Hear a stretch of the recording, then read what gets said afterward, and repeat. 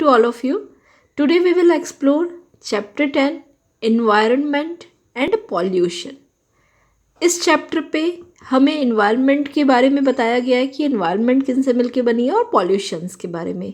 So let's start this chapter. So first term is environment. So what is environment? Environment आपने अक्सर ये word सुना होगा और एक चैप्टर भी आता है आपकी बुक में EVS एनवायरमेंटल स्टडीज़. अपने सराउंडिंग के आसपास हम जहाँ रहते हैं उसमें उसे हम कहते हैं इन्वायरमेंट, मीन्स हमारे सराउंडिंग. अब इसे हम अगर बुक की डेफिनेशन पे देखें सो जैसा आपकी हमारी बुक में दिया हुआ है, all the things around us comprises our environment. जितनी भी चीज़ें हैं हमारे आसपास वो सब इन्वायरमेंट ही है, वो सब हमारी इन्वायरमेंट ही है. It consist of both living और नॉन लिविंग थिंग्स. इन्वायरमेंट के अंदर हमारी लिविंग थिंग्स भी आती हैं और नॉन लिविंग थिंग्स भी आते हैं. एग्जाम्पल, लाइफ भी आते हैं, एनिमल्स भी आते हैं, ह्यूमंस भी आते हैं और नॉन लिविंग थिंग्स लाइक सन, अर्थ, रॉक, ये सारे भी आते हैं. इन्वायरमेंट के टोटल 4 एलिमेंट्स होते हैं. एलिमेंट मीन्स टोटल 4 कंपोनेंट्स होते हैं जिनसे इन्वायरमेंट मिलकर बने होते हैं. वो हैं hydrosphere, atmosphere, lithosphere and biosphere. So let's move towards the next point. So 4 elements हमने यहाँ पे देखा है कि इन्वायरमेंट, अगर डेफिनेशन आएगी आपको लिखने के लिए तो इन्वायरमेंट की डेफिनेशन आप लिख सकते हैं. Environment is a thing around us comprise. It consists both living and non-living things. It has the 4 elements: hydrosphere, atmosphere, lithosphere, biosphere. Now, what is the meaning of major elements of environment? Hydrosphere. So सबसे पहले हम cover करेंगे इस topic को कि hydrosphere होता क्या है.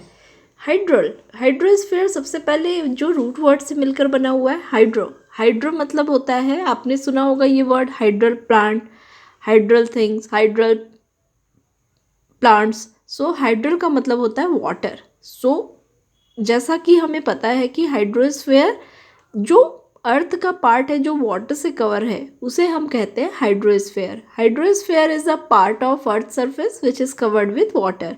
और जैसा हमें पता है कि अर्थ के सरफेस का 71% वाटर बॉडीज़ हमारे आसपास है. हमारी बॉडी में भी अप्रॉक्स 70% वाटर है और अर्थ में भी 71% ऑफ वाटर है. अर्थ की जो सरफेस है वो वाटर से कवर्ड है और इसीलिए हम अर्थ को क्या कहते हैं? Blue planet. अब अगर हम इसे डायग्राम से समझने की कोशिश करें, जैसा आपने देखा होगा अर्थ की ये इमेज होती है और देख सकते हैं आपकी अर्थ हमेशा कैसा दिखता है? Blue colour. आपने सोचा है कि why there is blue colour, क्यों इसमें ब्लू कलर्स होते हैं? सो ब्लू कलर्स इसलिए होते हैं क्योंकि वाटर का कलर होता है ब्लू और जितना भी ब्लू पार्ट आपको अर्थ पे यहाँ पे दिख रहा है वो सारा पार्ट है water. So this is our earth. So earth is called as a, अगर हम सोलर सिस्टम पे बात करें तो हमारा अर्थ आपने देखा होगा कि कैसा दिखता है? ब्लू दिखता है. Why? Because of the water only. And why water is important? Because water के बिना अर्थ पे लाइफ सर्वाइव हम नहीं कर सकते, इसीलिए वाटर बहुत इम्पॉर्टेंट होती है, इसीलिए हाइड्रोस्फीयर बहुत इम्पॉर्टेंट होती है. Now second term is atmosphere. Atmosphere is the colourless and odourless. Odourless means इसमें किसी भी तरह की स्मेल नहीं होती और कोई भी कलर नहीं होता है. हमारे आसपास जो गैसेस होती हैं, एयर होती हैं, mixture of gases are called air. So ये गैसेस की जो लेयर्स होती है, आउटर मोस्ट बॉडी जो, it is like the atmosphere is like the blanket of earth. Earth के सराउंडिंग हमने सबने महसूस किया है कि बहुत सारी गैसेस होती है. So atmosphere is like the protective shield which prevent the harmful rays of the sun.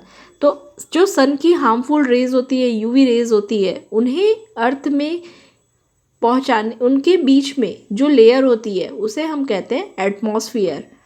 Air is very important part of atmosphere. Atmosphere में बेसिकली वो गैसेस से मिलके बने होते हैं एटमॉस्फियर, और जो मेन गैसेस होती है 78% of nitrogen, 21% of oxygen, rest of 0.03 is carbon and rest of the gases are there. So ये हमारी कंपोनेंट्स होती है, ये हमारे एलिमेंट्स होते हैं एटमॉस्फियर की.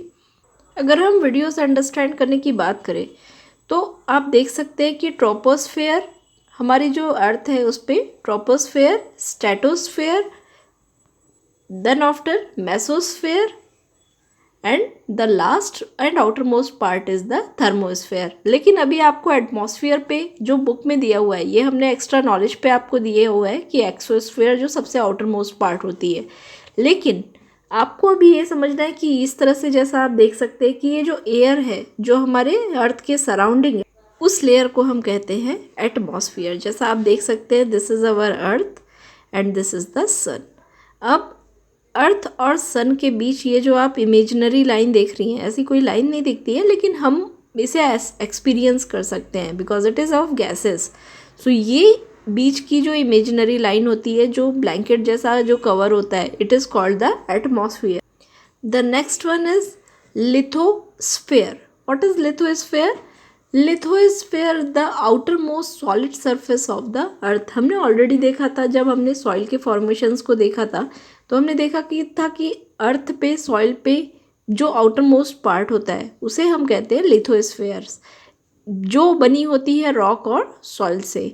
It is also known as the crust. इसे हम क्रस्ट के नाम से भी जानते हैं। तो अर्थ की जो सॉलिड सरफेस होती है, मीन्स जिस पे हम रहते हैं, हम जिस अर्थ पे चलते हैं, जिस पे रहते हैं, उसे हम कहते हैं lithosphere. So let's study as per the book definition. Lithosphere is the outer most solid surface of the planet.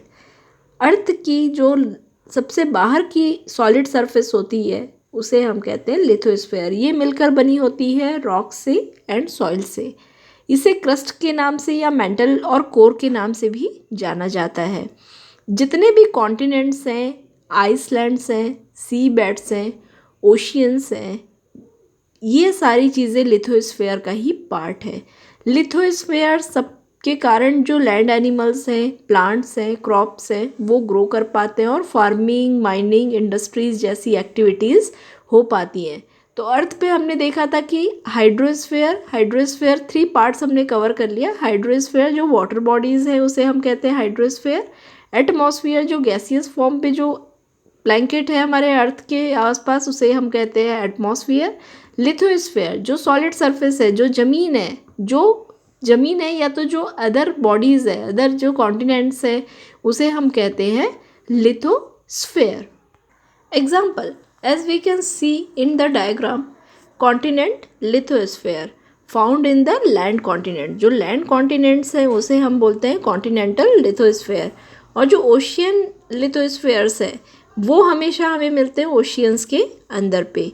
तो हमने 2 टाइप्स के यहाँ पे देखा लिथोस्फेयर्स। बेसिकली लिथोस्फेयर्स क्या होते हैं, ये जो आप डायग्राम देख सकते हैं, जैसे आप देख सकते हैं कि अर्थ का ये सारा बाकी पार्ट क्या है, ब्लू पार्ट रहता है। और जिस कलर से, लगभग जो ब्राउन कलर से हम अर्थ की जो शेड्स होती है, जिससे हम कॉन्टिनेंट्स को शो करते हैं, उसे हम कहते हैं लिथोस्फेयर।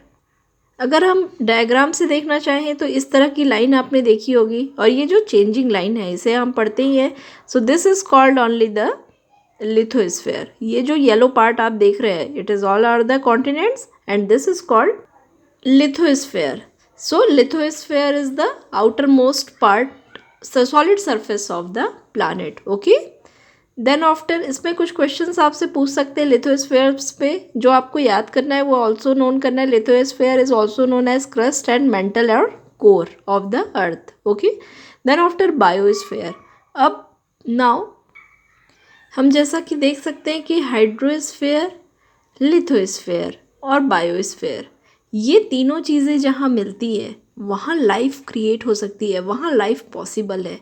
और इसे ही हम कहते हैं बायोस्फेयर, जहाँ एटमॉस्फेयर, लिथोस्फेयर और हाइड्रोस्फेयर 3 एलिमेंट्स एग्जिस्ट करते हैं, उनको हम कहते हैं biosphere. So let's explore the biosphere. Okay, so the biosphere includes those part of atmosphere, lithosphere and hydrosphere where life exists. Bio means life, sphere means surrounding. So ऐसी जगह जहाँ life exist करती है उसे हम कहते हैं biosphere. Biosphere makes up very small part of earth mass. Biosphere earth के बहुत ही छोटे से पार्ट में सर्वाइव, क्योंकि हमें भी पता है कि पॉपुलेशन बहुत ही स्मॉल पार्ट पे अर्थ पे सर्वाइव करती हैं। Each living organism has a specific environment. सभी आपको पता है कि हम सब जो लिविंग ऑर्गेनिजम्स हैं, जैसे एग्जांपल पोलर बियर्स होते हैं जो सिर्फ पोल पे ही मिलते हैं, जिनको बहुत ही लोएस्ट टेम्परेचर चाहिए। बहुत सारे ऐसे स्पीशीज़ हैं जो बहुत ही कोल्ड टेम्परेचर पे सर्वाइव करते हैं। कुछ ऐसे स्पीशीज़ हैं जैसे कैमल हो गए या एक्वाटिक प्लांट्स हो गए, जो या डिजर्ट्स प्लांट हुए। हमने ऑलरेडी पहले पढ़ा है इसमें कि वो सिर्फ बहुत ही एक्सट्रीम कंडीशन में ही सर्वाइव कर पाते हैं। और इस तरह से सर्वाइव करने different different organisms different different environment पे जो सर्वाइव करते हैं उसे हम कहते हैं ecosystem. So what is ecosystem? Ecosystem is a system where all living organisms has a specific environment in which it exists. Okay, then a healthy environment is very important for living being. एक life के लिए एक healthy environment बहुत important है। Now due to human activities आज की date में क्या हो रहा है, ये जो इन्वायरमेंट है सराउंडिंग है वो पॉल्यूट्स हो रहे हैं due to many pollutants. So in this next part we will learn about the pollution that we will cover in the next part. So thus we have completed all the part 1 of this chapter.